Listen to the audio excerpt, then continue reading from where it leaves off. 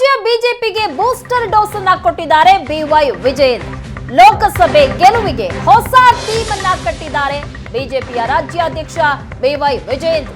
ಈ ಮೂಲಕ booster dose ಅನ್ನ ಕೊಟ್ಟಿದ್ದಾರೆ ರಾಜ್ಯ ಬಿಜೆಪಿ.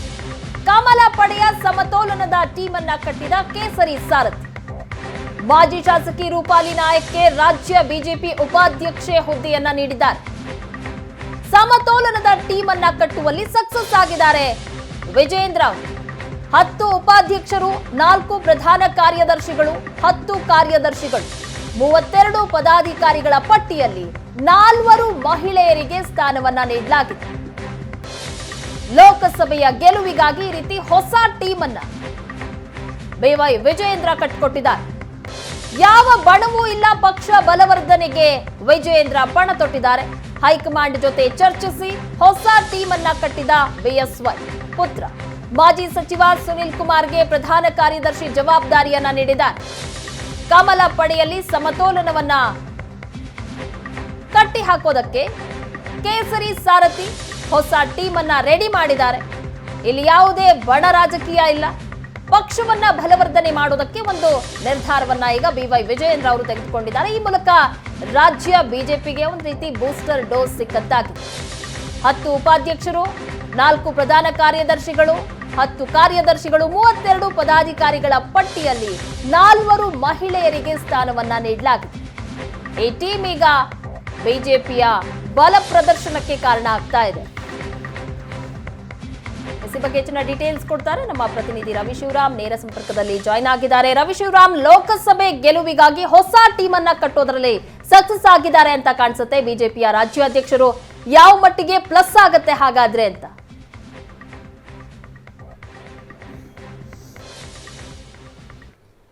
ಪ್ರಗತಿ ಪ್ಲಸ್ ಮೈನಸ್ ಇನ್ನಷ್ಟೇ ಗೊತ್ತಾಗಬೇಕಾಗಿದೆ. ಆದರೆ ವಿಜೇಂದ್ರ ರಾಜ್ಯಾಧ್ಯಕ್ಷ ಆದ ಬಳಿಕ ಹೊಸ ತಂಡವನ್ನು ಕಟ್ಟೋದಕ್ಕೆ ಹೈಕಮಾಂಡ್ ಅವರ ಒಪ್ಪಿಗೆಯನ್ನು ಪಡೆದು ಈಗ ತಂಡದ ಘೋಷಣೆ ಆಗಿದೆ. ಸಹಜವಾಗಿ ರಾಜ್ಯಾಧ್ಯಕ್ಷ ಆಯ್ಕೆ ಆಗ್ತಾ ಇದ್ದಂತೆ ಪದಾಧಿಕಾರಿಗಳ ಆಯ್ಕೆ ಮಾಡುವುದು ಸ್ವಾಭಾವಿಕ. ಈಗ ರಾಜ್ಯ ಮಟ್ಟದ ಪದಾಧಿಕಾರಿಗಳ ಆಯ್ಕೆಯನ್ನು ಮಾಡಲಾಗಿದೆ. ಇನ್ನು ಜಿಲ್ಲಾ ಕೋರ್ ಕಮಿಟಿ ಇರಬಹುದು ಅಥವಾ ಜಿಲ್ಲಾಧ್ಯಕ್ಷ ಇರಬಹುದು, ಜಿಲ್ಲಾ ಪ್ರಧಾನ ಕಾರ್ಯದರ್ಶಿಗಳು ಇರಬಹುದು, ಇವರೆಲ್ಲರ ಆಯ್ಕೆ ಇನ್ನೂ ಆಗಬೇಕಾಗಿದೆ. ಅದನ್ನು ಲೋಕಸಭಾ ಚುನಾವಣೆಯ ಒಳಗಡೆಯೇ ಮಾಡ್ತಾರಾ ಅಥವಾ ಲೋಕಸಭಾ ಚುನಾವಣೆ ಬಳಿಕ ಮಾಡ್ತಾರೆ ಎನ್ನುವಂಥದ್ರ ಬಗ್ಗೆ ಇನ್ನೂ ಕ್ಲಾರಿಟಿ ಇಲ್ಲ. ಈಗ ಮಾಡಿರುವಂತಹ ತಂಡದ ರಚನೆಯನ್ನು ನೋಡ್ತಾ ಹೋದಾಗ ಸಮತೋಲನದಿಂದ ಕೂಡಿದ ಒಂದು ತಂಡವನ್ನು ಕಟ್ಟದಂತೆ ಕಾಡ್ತಾ ಇದೆ. ಯಾವ ಬಣ ಅನ್ನೋದನ್ನ ಪರಿಗಣಿಸದೆ ಪ್ರಮುಖವಾಗಿ ಹೊಸಬರಿಗೆ ಅವಕಾಶವನ್ನು ಮಾಡಿಕೊಡುವ ನಿಟ್ಟಿನಲ್ಲಿ ಈ ಹಿಂದೆ ಕೆಲಸ ಮಾಡಿದಂತಹ ಕೆಲವೊಂದಿಷ್ಟು ಹಿರಿಯರಿಗೆ ಅವಕಾಶವನ್ನು ತಪ್ಪಿಸುವುದರ ಮೂಲಕ ಹೊಸ ಮುಖಗಳಿಗೆ ಒಂದು ಜವಾಬ್ದಾರಿಯನ್ನ ಪಾರ್ಟಿ ನೀಡಿದೆ. ಅದರಲ್ಲಿ ಪ್ರಮುಖವಾಗಿ ಪ್ರಧಾನ ಕಾರ್ಯದರ್ಶಿಗಳು, ರಾಜ್ಯ ಪ್ರಧಾನ ಕಾರ್ಯದರ್ಶಿಗಳು ಬಹಳ ಪ್ರಮುಖವಾದ ರೋಲ್ ಅನ್ನು ನಿರ್ವಹಿಸುತ್ತಾರೆ. ರಾಜ್ಯಾಧ್ಯಕ್ಷರ ನಂತರದಲ್ಲಿ ಬರುವಂತಹ ಅತ್ಯಂತ ಪ್ರಮುಖವಾದ ಹುದ್ದೆ ಅಂದ್ರೆ ಅದು ಬಿಜೆಪಿಯಲ್ಲಿ ಪ್ರಧಾನ ಕಾರ್ಯದರ್ಶಿ. ಆ ಪ್ರಧಾನ ಕಾರ್ಯದರ್ಶಿ ಹುದ್ದೆಗೆ ಸುನೀಲ್ ಕುಮಾರ್ ಅವರ ಆಯ್ಕೆಯನ್ನು ಮಾಡಲಾಗಿದೆ. ಸುನೀಲ್ ಕುಮಾರ್ ಯಾವುದೇ ಬಣದಲ್ಲಿ ಗುರುತಿಸಿಕೊಳ್ಳದ ಒಬ್ಬ ಪಾರ್ಟಿ ಮ್ಯಾನ್. ಅವರು ವಿಪಕ್ಷ ನಾಯಕನ ಆಯ್ಕೆಯ ಆಗುವಂತ ಸಂದರ್ಭದಲ್ಲಿ ಅವರ ಹೆಸರು ಕೇಳಿ ಬಂದಿತ್ತು. ನಂತರದಲ್ಲಿ ರಾಜ್ಯಾಧ್ಯಕ್ಷರ ಹುದ್ದೆಗೂ ಕೂಡ ಅವರ ಹೆಸರುಗಳು ಚರ್ಚೆಗೆ ಬಂದಿದ್ವು. ಆದರೆ ಇಬ್ಬರನ್ನು ಯುವಕರನ್ನಾಗಿ ಮಾಡಿದರೆ ಈಗಾಗಲೇ ವಿಜೇಂದ್ರ ಅವರು ಆಗಿರೋದ್ರಿಂದ ವಿಪಕ್ಷ ನಾಯಕರನ್ನು ಕೂಡ ಯುವಕರನ್ನಾಗಿ ಮಾಡೋದಕ್ಕೆ ಅವಕಾಶಗಳು ಕಡಿಮೆ ಇರುವ ಹಿನ್ನೆಲೆಯಲ್ಲಿ ಸುನೀಲ್ ಕುಮಾರ್ ಅವರಿಗೆ ಅವಕಾಶಗಳು ತಪ್ಪಿದ್ವು. ಈಗ ಅವರಿಗೆ ಪ್ರಮುಖವಾದ ಪ್ರಧಾನ ಕಾರ್ಯದರ್ಶಿ ಹುದ್ದೆಯನ್ನು ನೀಡಲಾಗಿದೆ. ಅದೇ ರೀತಿ ಪ್ರೀತಮ್ ಗೌಡ ಈ ಬಾರಿ ಚುನಾವಣೆಯಲ್ಲಿ ಸೋತಿದ್ದಾರೆ. ಆದರೂ ಕೂಡ ಅವರ ಸಂಘಟನೆಯ ಒಂದು ಸಾಮರ್ಥ್ಯ ಇದೆ ಅನ್ನೋದನ್ನು ಪರಿಗಣಿಸಿ ಅವರಿಗೆ ಅವಕಾಶವನ್ನು ಕೊಡಲಾಗಿದೆ. ಬೆಂಗಳೂರಿನ ನಂದೀಶ್ ರೆಡ್ಡಿ ಅವರು ಈ ಹಿಂದೆ ಒಮ್ಮೆ MLA ಆಗಿದ್ರು. ಬೆಂಗಳೂರಿನ ವಿಭಾಗಕ್ಕೆ ಬರೋದಾದ್ರೆ ಅವರಿಗೆ ಅವಕಾಶವನ್ನು ಕೊಟ್ಟಿದ್ದಾರೆ. ಹಾಗೇನೆ 4 ಪ್ರಧಾನ ಕಾರ್ಯದರ್ಶಿಗಳು ಪಿ ರಾಜೀವ್ ಈ ಬಾರಿ ಚುನಾವಣೆಯಲ್ಲಿ ಸೋತಿದ್ರು ಕೂಡ ಸಮುದಾಯವಾರು ಒಂದು ಸುನೀಲ್ ಕುಮಾರ್ OBC ಪ್ರತಿನಿಧಿಸುತ್ತಾರೆ. ಹಾಗೇನೆ ಪಿ ರಾಜು ಅವರು ಕೂಡ ST ಸಮುದಾಯವನ್ನು ಪ್ರತಿನಿಧಿಸುತ್ತಾರೆ. ಹಾಗಾಗಿ ಅವರು ಎಲ್ಲರೂ ಒಂದು ಜಾತಿವಾರು ಮತ್ತು ಪ್ರಾದೇಶಿಕವಾರು ಲೆಕ್ಕಾಚಾರಗಳನ್ನು ಮಾಡಿ ಪ್ರಗತಿ ಈ ಬಾರಿ ಅವಕಾಶವನ್ನು ಕೊಟ್ಟಿದ್ದಾರೆ. ಹಾಗಾಗಿ ಒಂದು ಯುವ ಮೋರ್ಚಾ ತಂಡಕ್ಕೆ ಹರೀಶ್ ಪೂಂಜಾ ಮತ್ತು ಧೀರಜ್ ಮುನಿರಾಜು ಅವರ ಹೆಸರುಗಳು ಕೇಳಿ ಬಂದಿದ್ವು. ಸುನೀಲ್ ಕುಮಾರ್ಗೆ ಪ್ರಧಾನ ಕಾರ್ಯದರ್ಶಿ ಹುದ್ದೆಯನ್ನು ಮಂಗಳೂರು ವಿಭಾಗದಿಂದ ಅಥವಾ ಕರಾವಳಿ ಭಾಗದಿಂದ ಕೊಟ್ಟಿರೋದ್ರಿಂದ ಹರೀಶ್ ಪೂಂಜಾ ಅವರಿಗೆ ಅದೇ ಭಾಗದಿಂದ ಮತ್ತೊಂದು ಪ್ರಬಲವಾದ ಹುದ್ದೆಯನ್ನು ಕೊಡೋದು ಪ್ರಾದೇಶಿಕವಾದ ಸಮವಾಗಿ ಮಾಡೋದಕ್ಕೆ ಕಷ್ಟ ಆಗಬಹುದು ಎನ್ನುವ ಕಾರಣಕ್ಕೋಸ್ಕರ ಹರೀಶ್ ಪೂಂಜಾ ಅವರ ಬದಲಿಗೆ ಧೀರಜ್ ಮುನಿರಾಜು ಅವರಿಗೆ, ಅವರು ಈ ಬಾರಿ ದೊಡ್ಡಬಳ್ಳಾಪುರದಿಂದ MLA ಆಗಿದ್ದಾರೆ ಪ್ರಥಮ ಬಾರಿಗೆ, ಅವರಿಗೆ ಅವಕಾಶವನ್ನು ಮಾಡಿಕೊಟ್ಟಿದ್ದಾರೆ. ಅದೇ ರೀತಿ ಮಹಿಳಾ ಮೋರ್ಚಾಕ್ಕೆ ಮಂಜುಳಾ ಅವರನ್ನು ಆಯ್ಕೆ ಮಾಡಲಾಗಿದೆ. ಅವರು ಈ ಹಿಂದೆ ಕೂಡ ಪಾರ್ಟಿಯಲ್ಲಿ ಅನೇಕ ಜವಾಬ್ದಾರಿಗಳನ್ನು ನಿಭಾಯಿಸಿದವರು, ಅವರಿಗೂ ಕೂಡ ಈ ಬಾರಿ ಅವಕಾಶವನ್ನು ಕೊಟ್ಟಿದ್ದಾರೆ. ರೈತ ಮೋರ್ಚಾ ಬಿಜೆಪಿಯಲ್ಲಿ ಪ್ರಮುಖವಾದ ಒಂದು ಹುದ್ದೆ ಅಥವಾ ಅದು ಬಹುದೊಡ್ಡ ಜವಾಬ್ದಾರಿ. ರಾಜ್ಯದಲ್ಲಿ ಬರ ಇದೆ.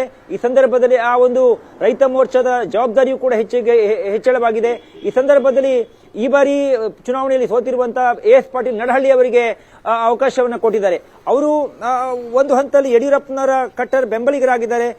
ಯಡಿಯೂರಪ್ಪನವರ ಮುಖ್ಯಮಂತ್ರಿ ಆಗಿ ಸಂದರ್ಭದಲ್ಲಿ ನಿಗಮ ಮಂಡಳಿ ಅಧ್ಯಕ್ಷರು ಕೂಡ ಆಗಿದ್ರು ಅವರು. ಹೀಗಾಗಿ ಅವರಿಗೆ ಪಾರ್ಟಿಯಲ್ಲಿ ಈ ಬಾರಿ ಜವಾಬ್ದಾರಿಗಳನ್ನು ಕೊಡಲಾಗಿದೆ. ಇನ್ನಿರುವಂತದ್ದು ಬಹಳ ಪ್ರಮುಖವಾಗಿ ಕೋರ್ ಕಮಿಟಿಗೆ ಯಾರೆಲ್ಲ ಬರ್ತಾರೆ ಅನ್ನುವಂಥದ್ದು.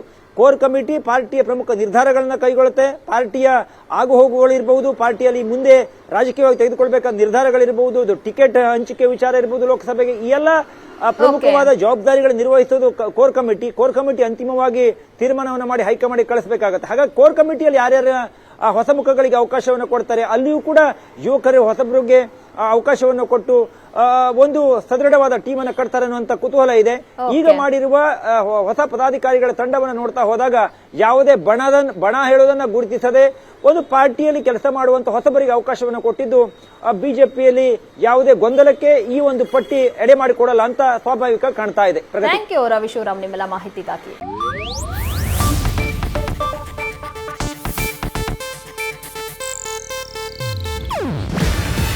ಇದು ಏಷ್ಯಾನೆಟ್ ನ್ಯೂಸ್ ನೆಟ್ವರ್ಕ್ ಪ್ರಸ್ತುತಿ.